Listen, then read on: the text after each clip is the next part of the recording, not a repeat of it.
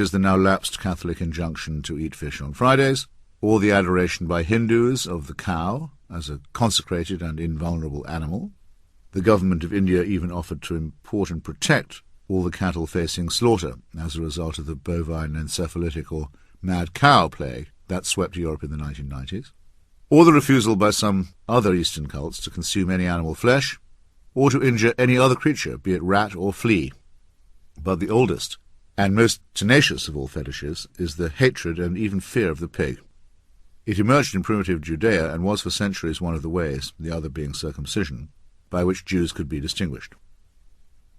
Even though Surah 5, verse 60 of the Quran condemns particularly Jews, but also other unbelievers, as having been turned into pigs and monkeys, a very intense theme in recent Salafist Muslim preaching, and the Quran describes the flesh of swine as unclean or even abominable, Muslims appear to see nothing ironic in the adoption of this uniquely Jewish taboo. Real horror of the porcine is manifest all over the Islamic world. One good instance would be the continued prohibition of George Orwell's Animal Farm, one of the most charming and useful fables of modern times, of the reading of which Muslim schoolchildren are deprived. I've perused some of the solemn prohibition orders written by Arab education ministries, which are so stupid that they fail to notice the evil and dictatorial role played by the pigs in the story itself. Orwell actually did dislike pigs as a consequence of his failure as a small farmer, and this revulsion is shared by many adults who have had to work with these difficult animals in agricultural conditions. Crammed together in sties, pigs tend to act swinishly, as it were, and to have noisy and nasty fights. It's not unknown for them to eat their own young and even their own excrement, while their tendency to random and loose gallantry is often painful to the more fastidious eye. But it has often been noticed that pigs, left to their own devices, and granted sufficient space, will keep themselves very clean, arrange little bowers, bring up families, and engage in social interaction with other pigs.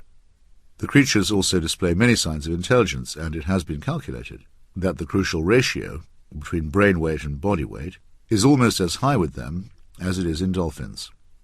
There is great adaptability between the pig and its environment, as witness wild boars and feral pigs, as opposed to the placid porkers and frisky piglets of our more immediate experience. But the cloven hoof, or trotter, became a sign of diabolism to the fearful, and I dare say that it is easy to surmise which came first, the devil or the pig. It would be merely boring and idiotic to wonder how the designer of all things conceived such a versatile creature, and then commanded his higher mammal creation to avoid it altogether or risk his eternal displeasure. But many otherwise intelligent mammals affect the belief that heaven hates ham. I hope that you have guessed by now what we know in any case, that this fine beast is one of our fairly close cousins. It shares a great deal of our DNA, and there have lately been welcome transplants of skin, heart valves, and kidneys from pigs to humans. If, which I heartily trust does not happen, a new Dr. Moreau could corrupt recent advances in cloning and create a hybrid, a pig man is widely feared as the most probable outcome. Meanwhile, almost everything about the pig is useful, from its nutritious and delicious meat to its tanned hide for leather and its bristles for brushes. In Upton Sinclair's graphic novel of the Chicago slaughterhouse, The Jungle, it is agonizing to read about the way that pigs are borne aloft on hooks, screaming as their throats are cut. Even the strongest nerves of the most hardened workers are shaken by the experience. There's something about that shriek. To press this a little further, one may note that children, if left unmolested by rabbis and imams, are very drawn to pigs, especially to baby ones, and that firefighters in general do not like to eat roast pork or crackling. The barbaric vernacular word for roasted human in New Guinea and elsewhere was long pig. I have never had the relevant degustative experience myself, but it seems that we do, if eaten, taste very much like pigs. This helps to make nonsense of the usual secular explanations of the original Jewish prohibition. It is argued that the ban was initially rational, since pig meat in hot climates can become rank and develop the worms of trichinosis.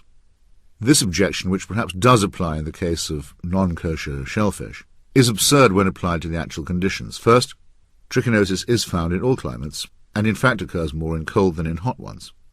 Second, ancient Jewish settlements in the land of Canaan can easily be distinguished by archaeologists by the absence of pig bones in their rubbish chips, as opposed to the presence of such bones in the middens of other communities. The non-Jews did not sicken and die from eating